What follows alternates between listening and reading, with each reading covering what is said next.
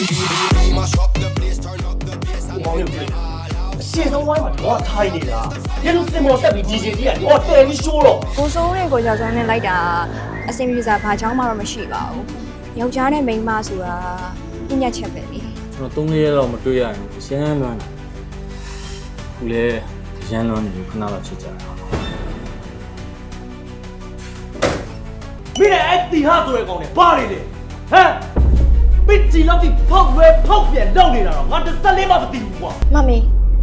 ဒေဒီကနောင်မီးလင်းနေရလားငယ်နှောင်းထားနေရလားအိမ်တော်ကြီးဖောက်ပြန်နေရမလားမမီ ညနေကြလို့ရှိရင်ပေါမောက္ခဆရာဝန်ကြီးရဲ့မွေးနေ့ပွဲရှိတယ်။ကိုအောင်ငါ့ကိုလာခေါ်မှာ။အခုချိန်ထိငါပြန်မြောက်သေးတော့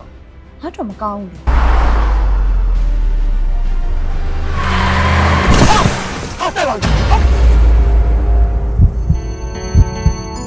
လောကကြီးကမတရားတာမရှိဘူးဆိုနေလိုက်မြင်လိုက်ဘဝရဲ့လေကွာဝမ်းနေမှုတွေကိုငါရင်တွေက